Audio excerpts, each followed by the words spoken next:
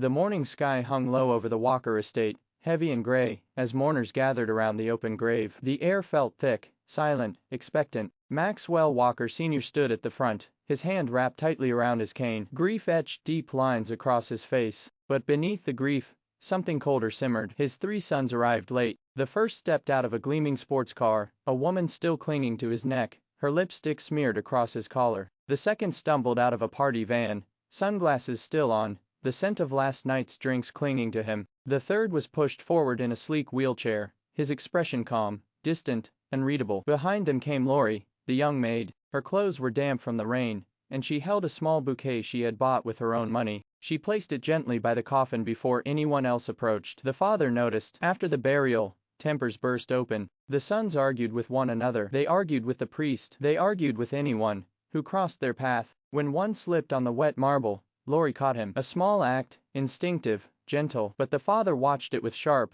unsettling interest. By sundown, everyone had been summoned to the study. The sons stood tall, confident. Lori stayed near the wall, unsure why she had been called. Maxwell Sr.'s voice was low and deliberate. "I am leaving everything," he said, "to the person in this room who deserves it the most." The brothers straightened, ready to claim their birthright. But the old man turned not to his sons, to Lori, to her. The room froze. The eldest paled, the second muttered a curse, the third leaned forward, stunned. Lori whispered, "Sir, I'm only a maid." "Not anymore," he said. "You inherit the house, the accounts, the land, everything." He paused, let the silence sink deeper, then added one final condition. "Unless one of my sons can make this girl fall in love with him, then the estate goes to him, alone." The brothers looked at Lori as if she had suddenly become priceless. Lori felt her heart pound. A storm had opened around her, and she was standing at its center. The brothers began their pursuit the very next morning. The eldest made the first move. He knocked on Lori's door with polished confidence, his rhythm almost flirtatious. When she refused to join him for dinner, he refused to accept it.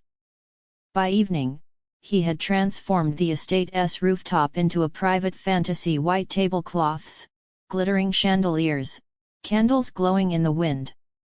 A violinist played softly beside the table as he guided Lori to the railing, offering wine, stroking her hand, and promising her a world filled with luxury and dazzling nights. But his eyes betrayed him. There was hunger there, yes. But not for love. Lori slipped away before he could pour the second glass. The second brother tried a different approach. He led her into his enormous room, practically glowing beneath neon lights. He showed off speakers worth more than she would make in 10 years. He opened drawers filled with rare vinyl records she used to dust every morning. He strutted, bragged, spun stories of the wild, glittering life he could give her. But under all the lights and all the noise, she saw something else. Loneliness.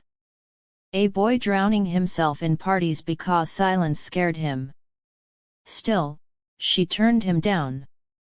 He called her dull, but as she walked away, she realized he was the one who had faded. And then, there was the third brother. He didn't chase her.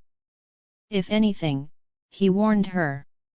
When she passed near his study, he pulled her inside, pressed a car key into her hand, and told her to run far from the estate before their father's twisted scheme consumed her. His voice was sharp, urgent, almost desperate.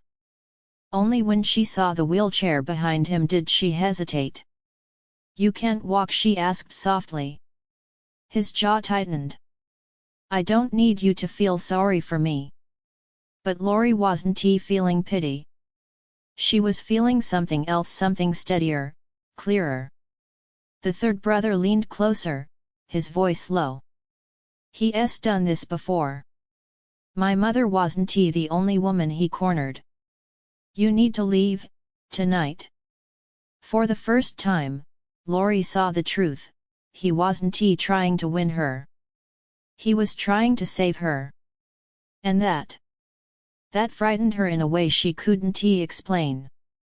Night fell over the estate. The halls grew unnervingly quiet. Lori felt the shift in the air long before the knock on her door came. The father summoned her to dinner. The dining hall was transformed. Every chandelier blazed with light. White ribbons curled around each chair. The atmosphere felt celebratory, yet wrong. No plates. No food. No guests. Only a single sheet of paper resting on the long table. A marriage contract. Sign, the father said calmly, and the estate becomes yours. Lori froze. I won't marry any of your sons. Oh, the father murmured, you misunderstand. It wasn't his sons at all. It's me you'll marry. Before she could even speak, the doors slammed open. All three brothers rushed into the room, shouting her name. The father lunged toward her, grabbing her wrist, forcing the pen into her hand. She struggled.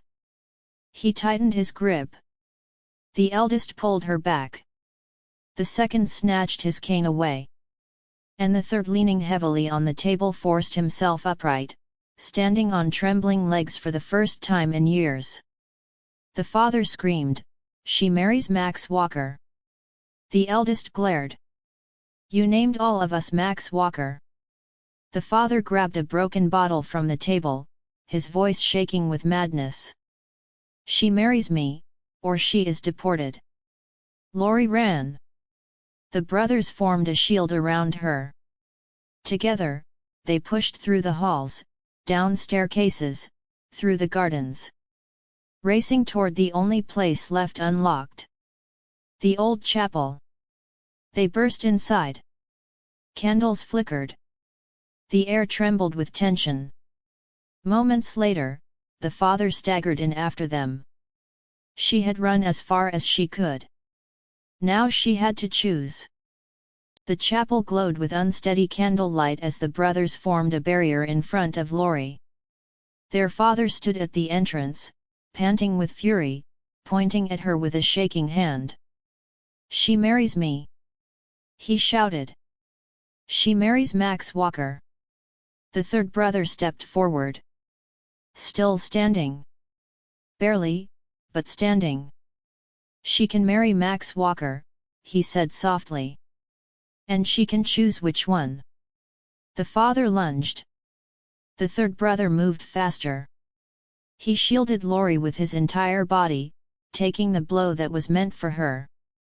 Pain rippled through him, but he stayed upright, his breath sharp, his hands gripping the edge of a pew for support. Lori grabbed his arm. "You're hurt, sit down." But he shook his head, refusing. "Say yes," he whispered. "Let me save you." She looked into his eyes, really looked. The man who warned her. The man who protected her. The man who pushed past pain, past pride, just to reach her. A tear rolled down her cheek. "To save myself," she whispered, touching his face. "To be with you." She kissed him. Behind them, the other brothers wrestled their father to the floor. The priest, drawn in by the commotion, stepped forward with trembling hands and opened his book. His voice trembled.